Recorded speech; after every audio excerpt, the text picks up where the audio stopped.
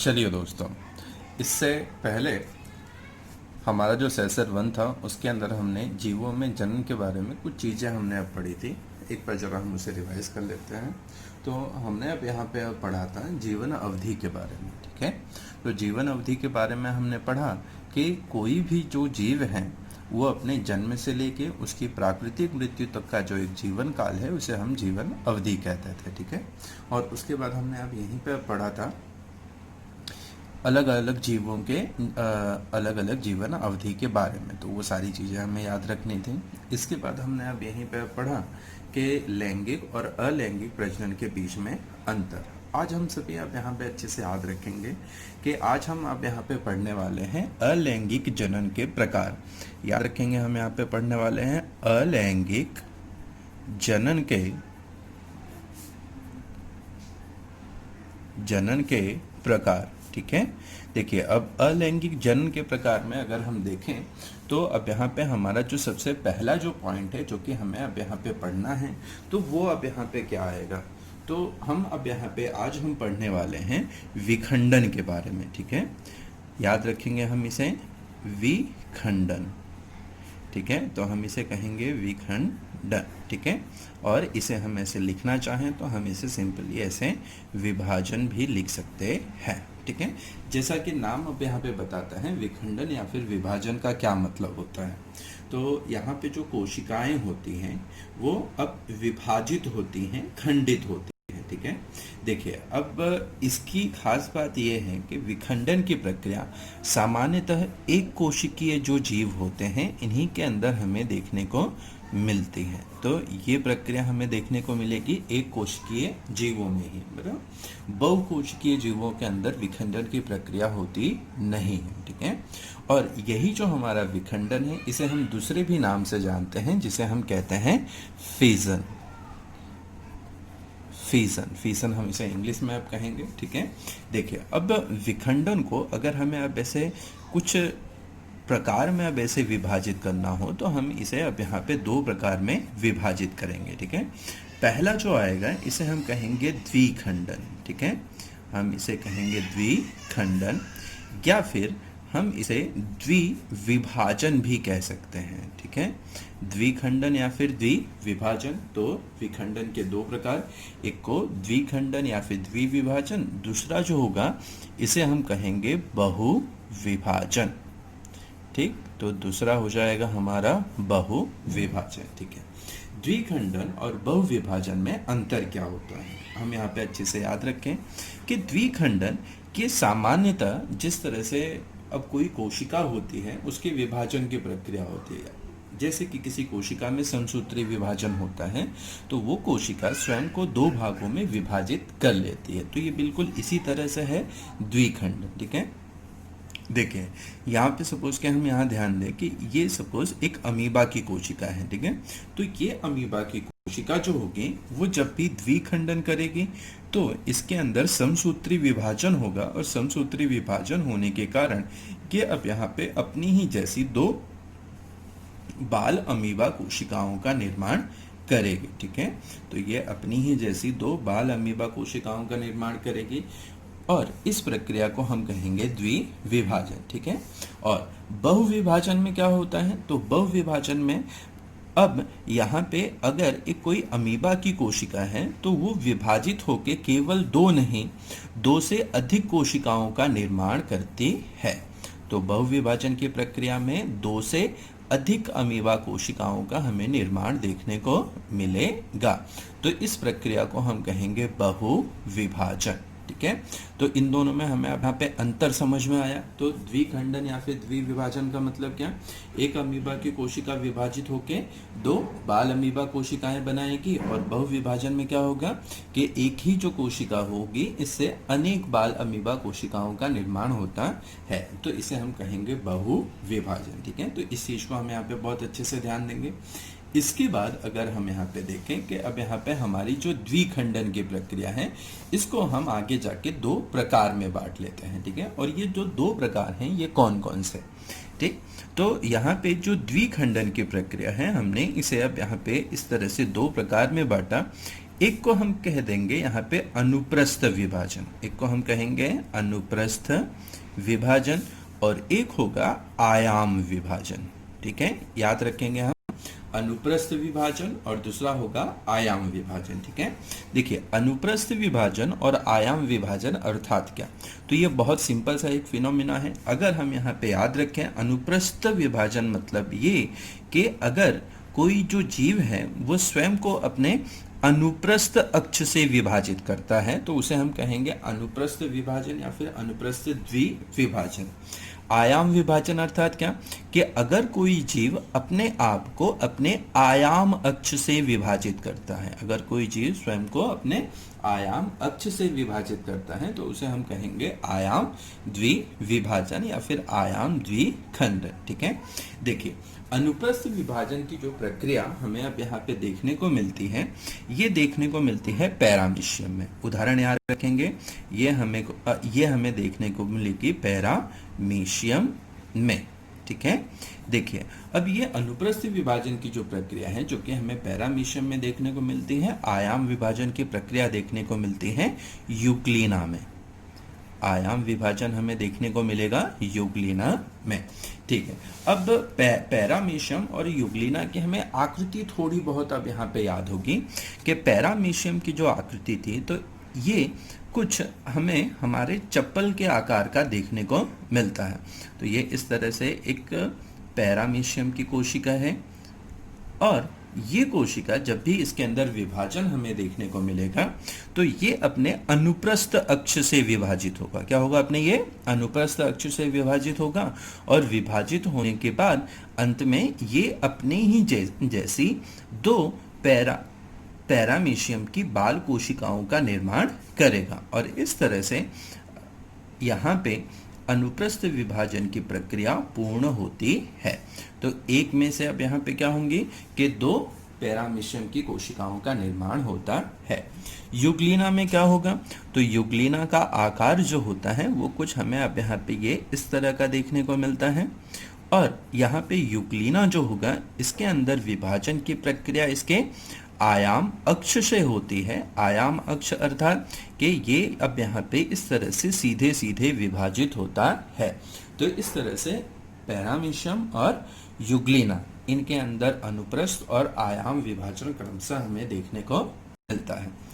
ठीक है, तो एक बार जरा हम इस चीज को फिर से हम रिपीट कर लेते हैं। तो द्विखंडन, ठीक है, तो द्विखंडन क्या अब यहाँ पे सिंपल सा मतलब क्या होता है कि कोई कोशिका है वो विभाजित होकर अपने ही जैसी दो बाल कोशिकाओं का निर्माण करती है, तो इसे हम कहते हैं द्विखंडन या फिर द्विविभाजन। इसके दो प्रकार हैं, एक को हमने कहा अनुप्रस्थ द्विखंडन, दूसरे को हमने कहा आयाम द्विखंडन। ठीक है, अनुप्रस्थ अर्थात क्या, तो अनुप्रस्थ का अब यहाँ पे मतलब ये है कि अगर जीव अपने आप को अनुप्रस्थ अक्ष से विभाजित करता है तो उसे हम कहते हैं अनुप्रस्थ द्विखंडन, और आयाम अक्ष से विभाजित करता है तो आयाम द्विखंडन। ठीक है, इनके जो उदाहरण हैं तो एक आएगा पैरामीशियम और दूसरा आएगा यूग्लिना।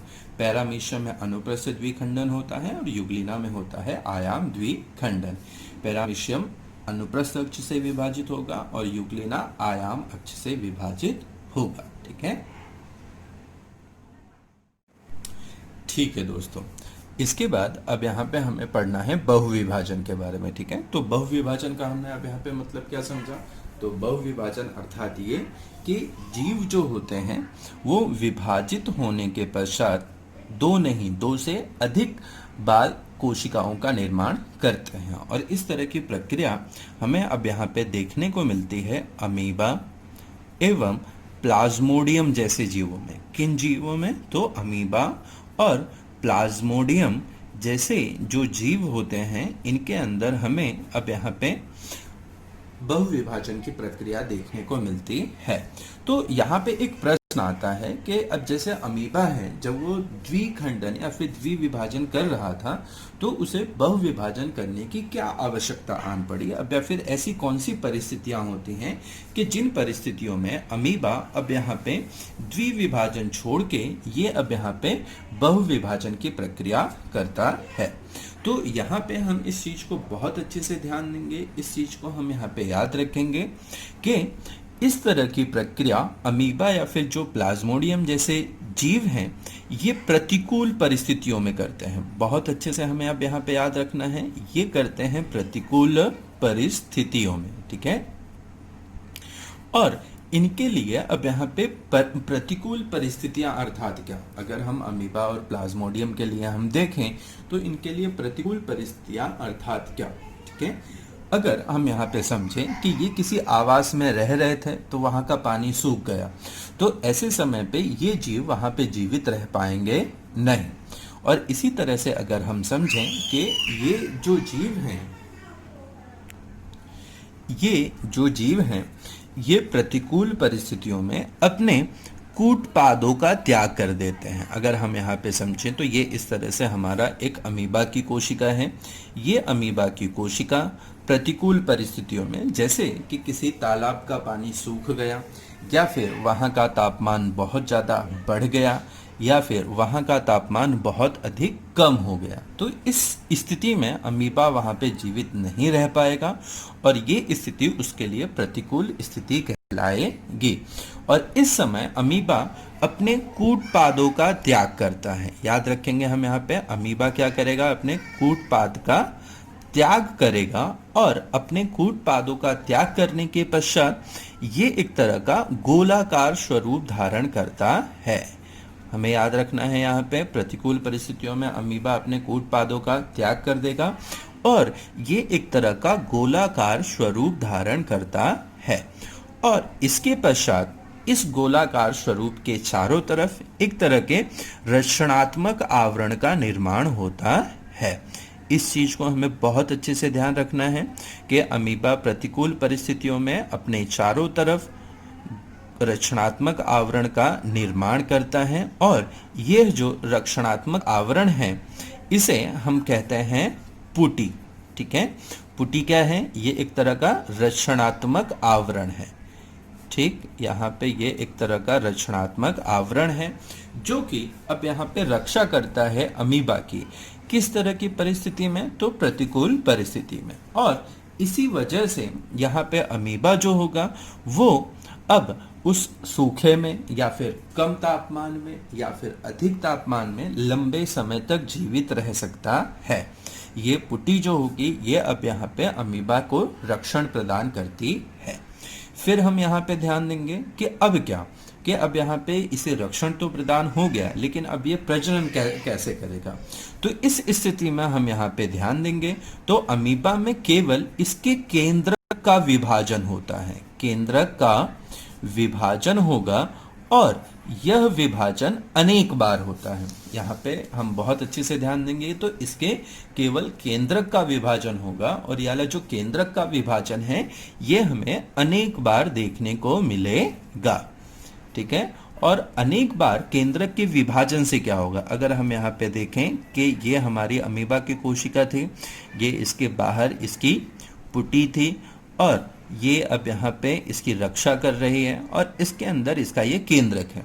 तो अब यहाँ पे क्या है कि अब क्योंकि अब पुटी का निर्माण हो चुका है तो ये काफी सख्त और कठोर परत होती है और इस वजह से ये अमीबा स्वयं का पूरी तरह से विभाजन नहीं कर पाएगा। तो ये अब यहाँ पे अपने अंदर ही केवल अपने केंद्रक का विभाजन करेगा और इस तरह से एक केंद्रक से दो, दो से चार और इस तरह से अब यहाँ पे केंद्रक की संख्या जो होगी वो इसके अंदर अब यहाँ पे क्रमशः बढ़ती जाएगी।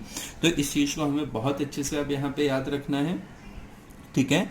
तो अब यहाँ पे केंद्रक का क्या होगा, अनेक बार विभाजन और यहाँ पे ये अमीबा कोशिका जो होगी तो वो अब यहाँ पे बहुकेंद्रकीय अवस्था प्राप्त करेगी। फिर से याद रखेंगे किस तरह की अवस्था, तो बहुकेंद्रकीय अवस्था, बहुकेंद्रकीय अवस्था ये अब यहाँ पे प्राप्त करेगा, ठीक है। और इस बहुकेंद्रकीय अवस्था के पश्चात अब यहाँ पे क्या होता है, तो इस बहुकेंद्रकीय अवस्था के पश्चात हम यहाँ पे याद रखेंगे कि हमारा जो अमीबा है, क्योंकि अब काफी समय बीत चुका है और काफी समय बीतने के पश्चात अब यहाँ पे अमीबा के अंदर अब अनुकूल परिस्थितियां आने पर अमीबा में अब यहाँ पे जो प्रतिकूल परिस्थितियां थी तो वो लंबे समय से थी, वो अब यहाँ पे दूर हो चुकी हैं, जो तापमान है वो सामान्य हो चुका है और अमीबा के लिए अब की जो परिस्थितियां हैं वो अनुकूल परिस्थितियां हैं। हम यहाँ पे याद रखेंगे तो अनुकूल परिस्थितियों में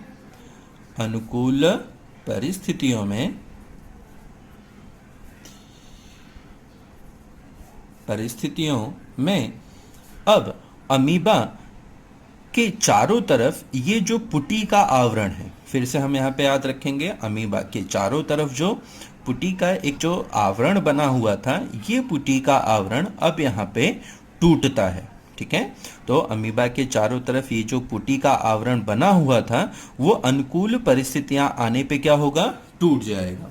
और इसके अंदर हम यहाँ पे याद रखेंगे कि जो भी इसके केंद्रक थे, ठीक है, ढेर सारे जो इसके अंदर केंद्रक थे, उन सभी केंद्रक के चारों तरफ कुछ मात्रा में कोशिका द्रव्य लग जाता है। बहुत अच्छे से हमें यहाँ पे याद रखना है कि अनुकूल परिस्थितियां आने पर पुटी का आवरण टूटता है, केंद्रक इसके अंदर जितने भी थे सबके चारों तरफ कुछ मात्रा में कोशिका द्रव्य इस प्रकार से लग जाता है और अंत में अब यहाँ पे ये सभी जो केंद्रक हैं वो छोटे छोटे बाल अमीबा की तरह अब यहाँ पे कार्य करते हैं और अंत में हम यहाँ पे देखेंगे कि ये सभी जो केंद्रक हैं वो इस कोशिका से बाहर निकल के अब छोटी छोटी बाल अमीबा कोशिकाओं में बदल जाते हैं और इस तरह से अब यहाँ पे एक ही अमीबा की कोशिका से ढेर सारी बाल अमीबा कोशिकाओं का निर्माण होता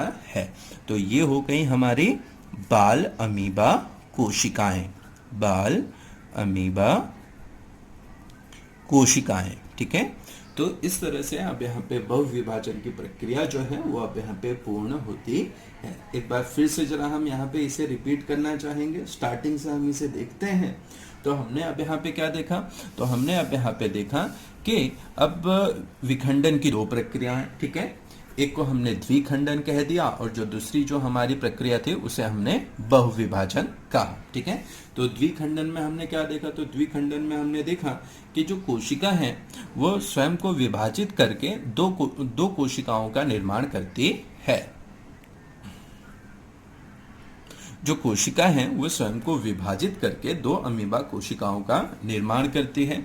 फिर हमने इसके अब यहाँ पे दो प्रकार पढ़े और पहले को हमने कहा अनुप्रस्थ और दूसरा आयाम विभाजन। अनुप्रस्थ विभाजन में कोशिका स्वयं को अपने अनुप्रस्थ अक्ष से विभाजित करती है, आयाम विभाजन में कोशिका स्वयं को अपने आयाम अक्ष से विभाजित करती है। इनके उदाहरण हमने देखे, पैरामीशियम तथा यूग्लिना।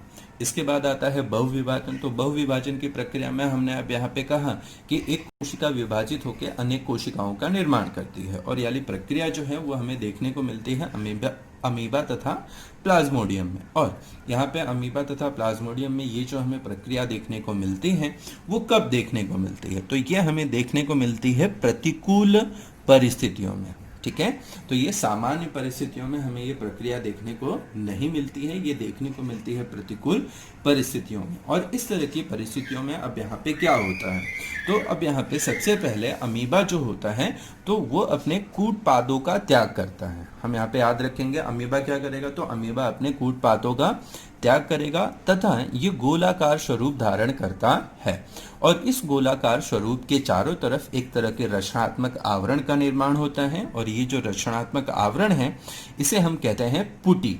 और यहाँ पे पुटी के निर्माण की प्रक्रिया को हम पुटी भवन भी कहते हैं। ठीक है, याद रखेंगे, पुटी के निर्माण की प्रक्रिया को हम पुटी भवन भी कहते हैं। ठीक है, इसके बाद अपने हम यहाँ पे ध्यान दें कि अब यहाँ पे पुटी का निर्माण हो गया, अब यहाँ पे एक तरह की रचनात्मक कवच बन गया जिसकी वजह से अमीबा जो होगा वो लंबे समय तक अब यहाँ पे जीवित रह सकता है, प्रतिकूल परिस्थितियों में वो स्वयं की रक्षा कर सकता है।